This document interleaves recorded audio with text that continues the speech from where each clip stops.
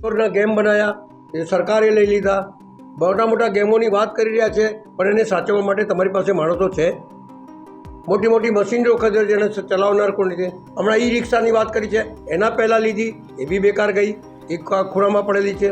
સાયકલો લીધી, એ ખૂણામાં પડી છે. સાયકલ ટ્રેક બનાવ્યું, એક દિવસ સાયકલ ચાલી નહીં ને 125 કરોડ રૂપિયાનો ખર્ચો થઈ ગયો.